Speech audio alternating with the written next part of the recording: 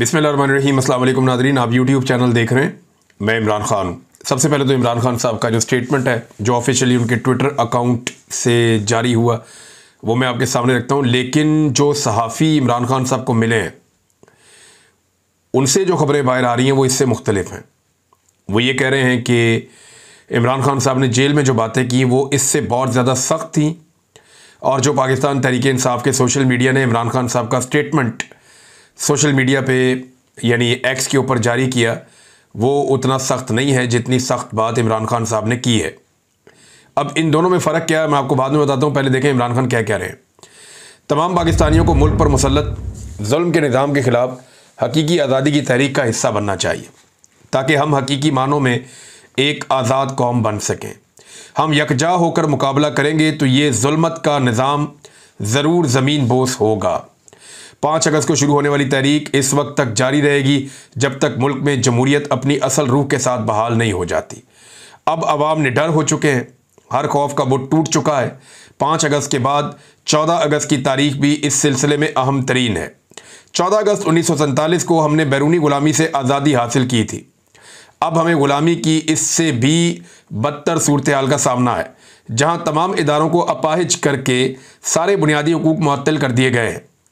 जैसे हमारे आबाओ अजदाद ने अंग्रेज़ों के ख़िलाफ़ जद्दोजहद करके आज़ादी हासिल की थी, हमें भी इस करप्ट निज़ाम से आज़ाद होना है और ग़ुलामी को ठुकराना है। पीपल्स पार्टी और नून लीग आसिम मुनीर के लिए वैसा ही कठपुतली का किरदार अदा कर रही हैं जैसा काफ लीग ने मुशर्रफ के लिए किया था। उनका किरदार सियासी जमात का नहीं, एस्टेब्लिशमेंट के पॉलिटिकल फ्रंट का है। इसी आड़ में करप्शन और लूट मार का सिलसिला भी जारी है। 77 साल लगाकर पाकिस्तान में मुश्किल से चंद इदारे खड़े हुए थे जहां बार बार मार्शल लॉ लगते रहे जिसने इस अमल को दुश्वार बनाया, मगर फिर भी इदारे मौजूद थे।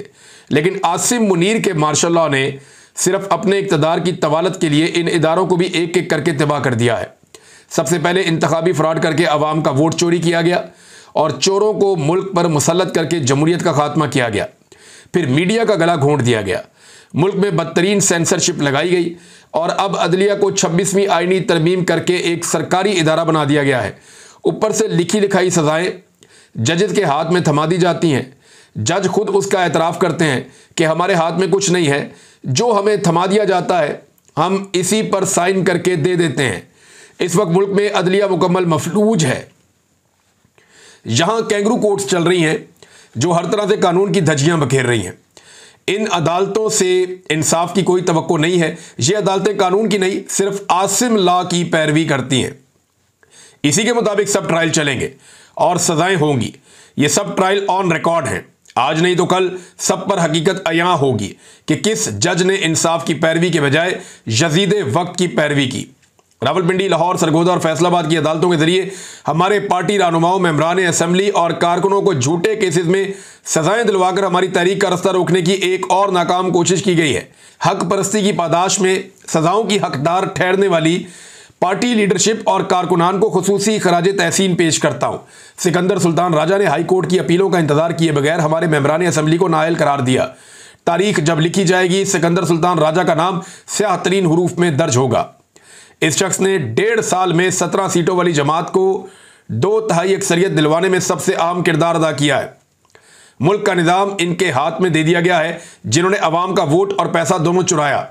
जो लोग आइन और जमहूरियत के साथ खड़े हैं इनको जेलों में डाल दिया गया ताकि इस मुल्क में कोई जमहूरियत का नाम लेवा ना हो।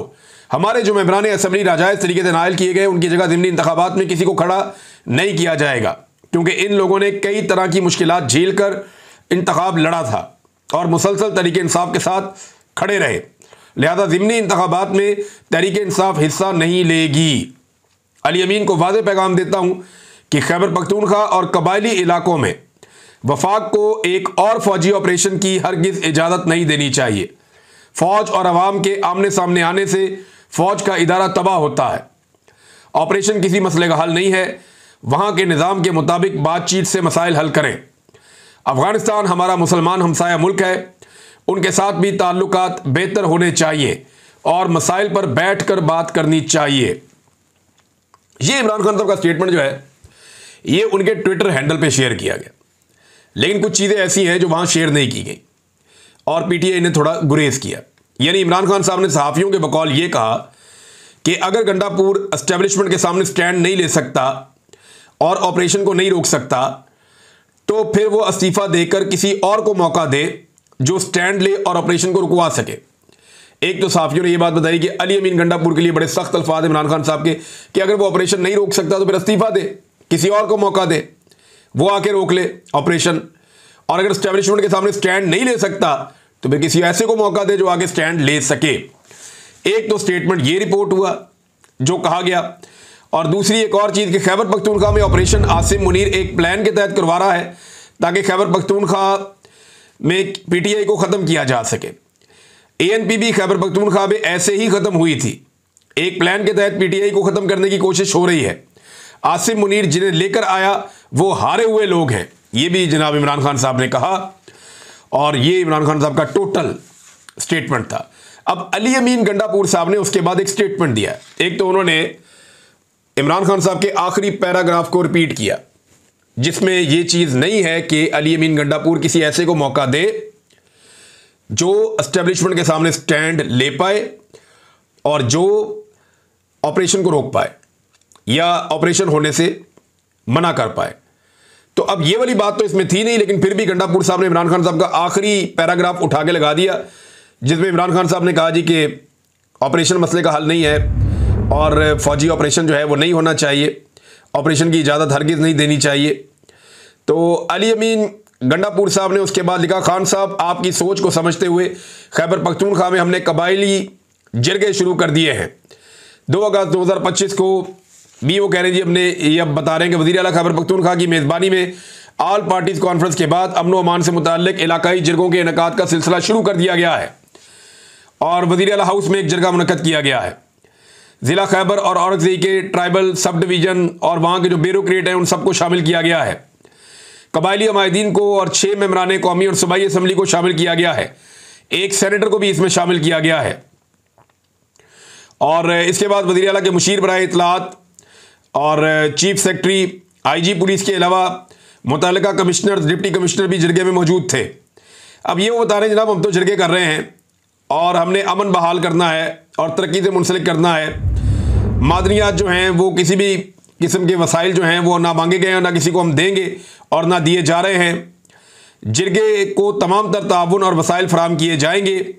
अब ये गंडापुर साहब ने जरगों में डाल दी सारी बात। हालांकि वज़ीरिस्तान में मुकम्मल कर्फ्यू नाफिज कर दिया गया है, ये भी एक रियलिटी है, और लगातार ऑपरेशन भी हो रहा है, ये भी एक रियलिटी है। एक तरफ मिलिट्री ऑपरेशन खैबर पख्तूनख्वा में जारी है, दूसरी तरफ गंडापुर साहब अपनी ज़बान से ये कहते हैं कि मैं मिलिट्री ऑपरेशन की इजाज़त नहीं दे रहा और ना ये हो रहा है। और तीसरा जो है वो जरगे कर रहे हैं और ये क्लेम करते हैं कि जरगों के फैसलों पर अमल दरामद होगा, जबकि जरगे एक ही बात करते हैं कि किसी सूरत कोई मिलिट्री ऑपरेशन नहीं होगा। लेकिन साथ साथ मिलिट्री ऑपरेशन भी होता है और मिलिट्री ऑपरेशन के लिए जितने ज़रूरी इकदाम हैं वो सारे गंडापुर साहब की हुकूमत करके देती है। मिसाल के तौर पर यानी इमरान खान साहब ने कहा कि नहीं कर सकते तो छोड़ दो। अब गंडापुर साहब हुकूमत कैसे छोड़ेंगे? हुकूमत तो वो कभी नहीं छोड़ेंगे, ना वो हुकूमत छोड़ना चाहेंगे। हुकूमत इतनी प्यारी चीज़ है, कौन छोड़ना चाहता है? तो गंडापुर साहब हुकूमत तो छोड़ेंगे नहीं। और वैसे हुकूमत एक ही आदमी था जिसने छोड़ी थी। मैंने उस आदमी के खिलाफ बहुत प्रोग्राम किए और जो किए मैंने ठीक किए, मैं आज भी उन पर कायम हूँ। वो था उस्मान बुज़दार। उस्मान बुज़दार को जिस वक्त इमरान खान ने कहा हुकूमत छोड़ दे, उसने छोड़ दी। बाकी इमरान खान साहब जिसको कहते थे वो इधर बात करता था, यार मना करो खान साहब को। आप हुकूमत गिराने की बात होती थी तो परवेज़ इलाही साहब कहते थे यार मना करो खान साहब नू। जो महमूद खान साहब है वो भी नहीं चाहते थे हुकूमत गिराना। लेकिन सिर्फ एक ऐसा आदमी था जिसने 1 मिनट लगाया, जो उस्मान बुज़दार था। उसने हुकूमत छोड़ दी इमरान खान के एक दफ़ा कहने पर। शरीफ आदमी था। फिर जो उमर चीमा साहब है वो डट गए थे गवर्नर होने के बावजूद। उनको पता था मेरे साथ क्या होना है, लेकिन उमर चीमा ने परवाह नहीं की किसी बात की भी, किसी नतीजे की भी। लेकिन गंडापुर साहब को अब पता है वो हुकूमत में है तो इतनी आसानी से तो हुकूमत वो छोड़ेंगे नहीं। लेकिन अभी इस वक्त जो इतलात आ रही है उनके मुताबिक मुकम्मल तौर पे शुमाली वज़ीरिस्तान में कर्फ्यू नाफिज कर दिया गया है और सख्त इकदाम किए जा रहे हैं। तो ये एक तरफ वो कहते हैं जी हम ऑपरेशन नहीं होने देंगे, दूसरी तरफ ऑपरेशन के लिए तमाम तर सहूलतकारी जो है वो गंडापुर सरकार फराहम भी कर रही है। लकी मरबत में क्या हुआ? बहुत सारे लोग इसके बारे में पूछ रहे थे, जानना चाहते थे। तो मैंने वहाँ पे मकामी सहाफ़ियों से बात की।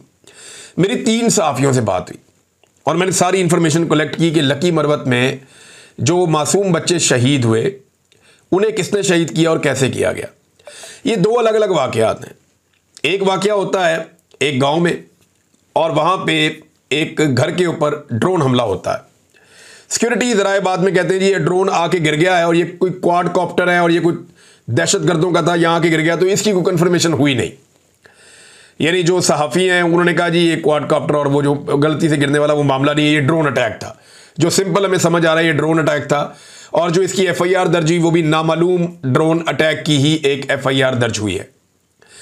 इस ड्रोन हमले में भी सही निशाना नहीं बनाया जा सका और एक मुअम्मर शख्स शहीद हो गया, उसके साथ एक बच्चा शहीद हो गया, 2 खवातीन बहुत शदीद जख्मी हो गई। तो ये ड्रोन हमला है जिसकी FIR हो चुकी। दूसरा वाकया है एक मार्टर गोला फटा है। कुछ लोग कह रहे थे कि ड्रोन हमला है, लेकिन वो क्लैरिटी आ गई, मेरी बात हुई सहाफियों से, तो ये मार्टर गोला नहीं, इसको RPG-7 कहते हैं। RPG-7 जो है वो एक रॉकेट लॉन्चर है। इसको पाकिस्तान की फ़ौज भी इस्तेमाल करती है, इसको जो है वो तालिबान भी इस्तेमाल करते हैं, मुख्तलिफ जो दहशतगर्द तंजीमें वो भी इस्तेमाल करती है। ये जो RPG के गोले हैं और ये रॉकेट लॉन्चर है, ये हमने भी थोड़े दिन पहले उनके पास भी देखे हैं। वो जो कच्चे के डाकू हैं उनके कंधों के ऊपर भी रॉकेट लॉन्चर लगे हुए हैं, ज़रा पुराने मॉडल के हैं, लेकिन RPG यही है, RPG-7। और जो मकामी लोग हैं जो हथियारों को समझते हैं उन्होंने कहा जी RPG-7 था जो वहाँ पे फटा है। अब इसमें कुछ लोग ये कहते हैं और जो जख्मी बच्चे हैं वो भी ये बताते हैं कि ये कोई एक शोला सा आया आसमान की तरफ से, वो आकर गिरा और उसके बाद धमाका हो गया। लेकिन जो मकामी लोग हैं कुछ बच्चे जो जख्मी हुए वो ये कहते हैं कि हमें ये खेलते हुए मिला था, हम इसको लेकर आए और हम इसे खोलने की बच्चे को कोशिश कर रहे थे तो ये धमाका हो गया। ये 2 बातें वहाँ पे मशहूर हुई हैं, लेकिन ज़्यादा लोग ये कहते हैं कि शायद ये खेलने के दौरान बच्चे से खेल रहे थे। अब देखें, हमारे बच्चे खिलौनों के साथ खेलते हैं, पाकिस्तान की मिलिट्री एस्टेब्लिशमेंट जो है उनके सारे बच्चे खिलौनों के साथ खेलते हैं। जितने बड़े बड़े ताकतवर सियासतदान हैं उन सबके बच्चे खिलौनों के साथ खेलते हैं। लेकिन खैबर पख्तूनख्वा के कबायली इलाकों में बच्चे RPG के साथ खेल रहे हैं। क्यों? उनकी ज़मीन पे ये पहुंचा कैसे? उनकी ज़मीन पे ये पहुंचाया किसने? इसके साथ जिम्मेदार कौन है? कौन बताएगा कि आज खैबर पख्तूनख्वा के इलाकों में या कबायली इलाकों में जो आग लगी है, जो बलूचिस्तान में आग लगाई मुशर्रफ साहब ने, उसके लिए जिम्मेदार कौन है? कौन इसकी जिम्मेदारी कबूल करेगा? भुट्टी साहब को तो कत्ल कर दिया अपनी अकड़ के अंदर, परवेज मुशर्रफ ने मुक्का लहरा कर कि फिर मैं ये कर दूंगा, मैं वो कर दूंगा, तो फिर उन्होंने अकबर भुट्टी साहब को कत्ल कर दिया, वो शहीद हो गए। लेकिन उसके बाद से लेकर अब तक 10,000 लाशें हमने उठाई हैं और लाशें गिरने का सिलसिला आज भी जारी है। जबरी तौर पे लोगों को गुमशुदा कर करके भी कुछ हासिल नहीं हुआ। खवातीन को उठाकर जेलों में डाल दिया, कुछ हासिल नहीं हुआ। लगातार तशद्दुद की सियासत की जा रही है, वहां पे जबर इंसानी हकूक़ की पामालियां हो रही है। बलूचिस्तान में कुछ भी नहीं हुआ, होना भी नहीं है, ये पॉलिसी नहीं चलती होती। इसी तरह से खैबर पख्तूनख्वा के अंदर भी ये सारा कुछ किया गया। तो ये बच्चे बम के साथ खेल क्यों रहे थे? बम कोई लेकर आया क्यों वहां पे? ये बम की पॉलिसी पाकिस्तान में पाकिस्तान की मिलिट्री एस्टेब्लिशमेंट लेकर आई, ज़िया-उल-हक के दौर में लेकर आई, क्लैशनकोफ का कल्चर लाके पाकिस्तान में मुतारिफ करवाया और पूरी की पूरी एक नस्ल को बर्बाद कर दिया। उसके बाद नस्लों की कहानी शुरू हो गई और आज भी बच्चे जो है वो बम के साथ खेल रहे थे, अगर तो वो खेल रहे थे। अगर दूसरा मामला दुरुस्त है तो फिर ये कहीं से किसी ने फायर किया है, वो आकर बच्चों पे गिर गया।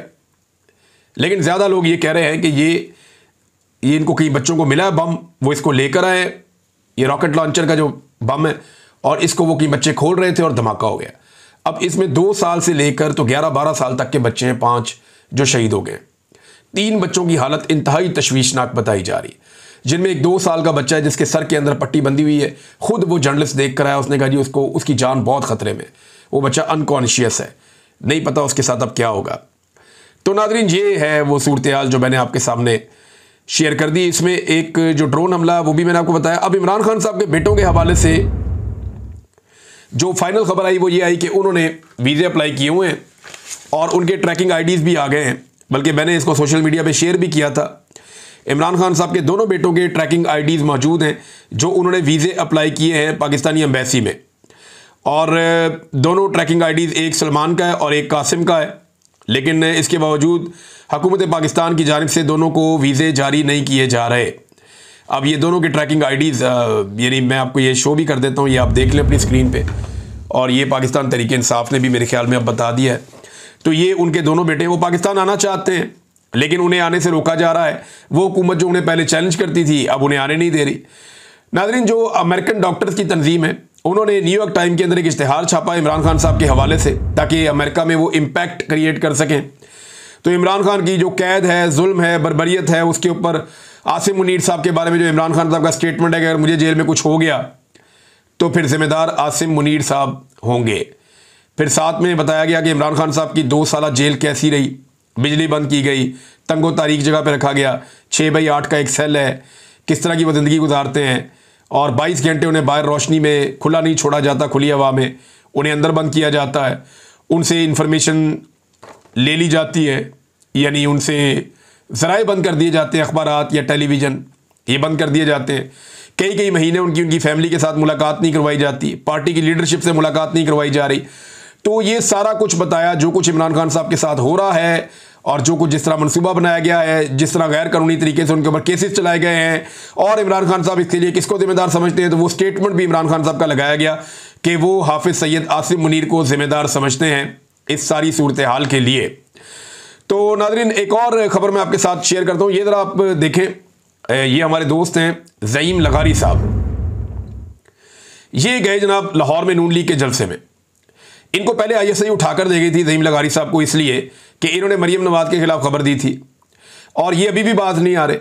ये चले गए जनाब नून लीग के जलसे में, और वहाँ जाके जलसागाह में बिल्कुल सामने स्टेज लगा हुआ है।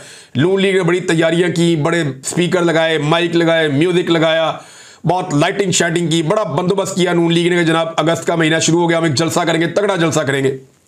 वो पता चला उधर बंदे ही नहीं आए, लोग आए ही नहीं।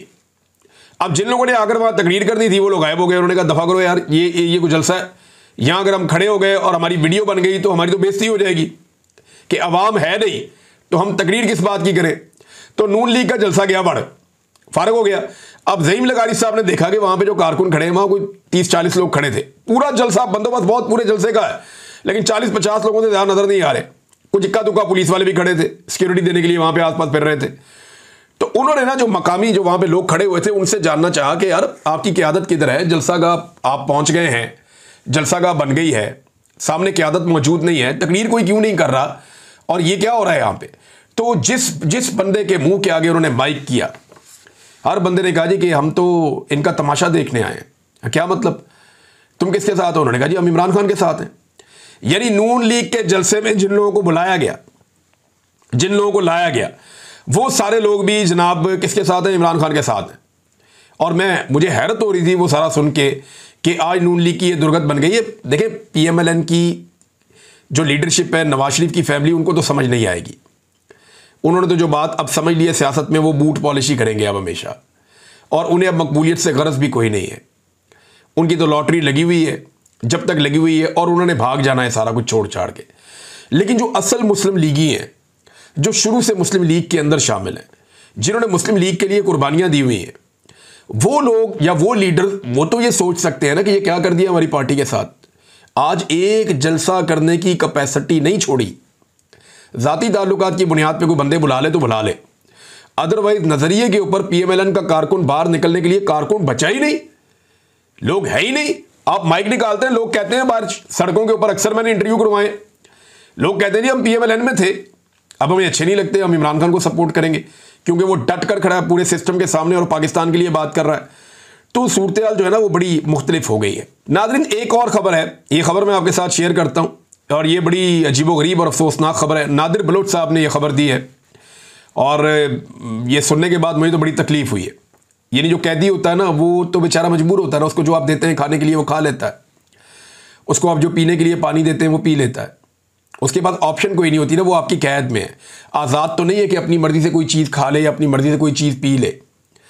लिहाजा फैसलाबाद की डिस्ट्रिक्ट जेल का लर्जा खेज इंकशाफ, ये नादिर बलोच साहब बता रहे हैं, 2000 से ज़ायद कैदियों को कई माह से मुर्दा मुर्गी का गोश्त खिलाया जाता रहा। ये मुर्दा मुर्गी जो होती है ना, ये बहुत सस्ती मिलती है, बहुत ही सस्ती मिलती है। मुझे ये इसलिए पता है कि मेरे कुछ दोस्त हैं, वो जानवर वगैरह पालते थे, ये कुछ लोग शेर पालते हैं, कुत्ते पालते हैं, इस तरह के लोग हैं, कुछ शौक होता है लोगों को जानवर पालने का, तो ये गोश्तखोर होते हैं जानवर। तो मुर्दा मुर्गी वो ख़रीद लेते थे, और ख़रीद के उसको जो है क्रश करके उसका कीमा बना के उसके साथ जो वो शामिल करके बाकी चीज़ें जानवरों को खिलाते थे। ये नहीं किसी ने मगरमच्छ पाले तो मुर्दा मुर्गी उसको डाल दो। तो मुर्दा मुर्गी जो है वो अब जानवरों को तो लोग खिला देते थे, अब जानवर को तो पता भी नहीं है, तो बीस्ट है। लेकिन यहाँ पे 2000 से ज़्यादा कैदियों को कई महीने से मुर्दा मुर्गी का गोश्त खिलाया जा रहा था। डीआईजी स्पेशल ब्रांच ने रिपोर्ट जारी की है।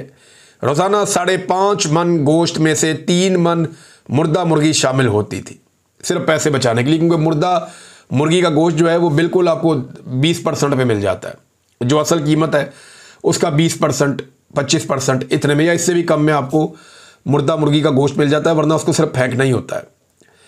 तो मुर्दा मुर्गी जो है वो नीले ड्रमों में जेल के अंदर स्मगल की जाती रही। Superintendent, deputy superintendent, assistant superintendent, store keeper और वार्डर और चिकन सप्लायर और इसके सब मुलाजिम मुलव्वस हैं।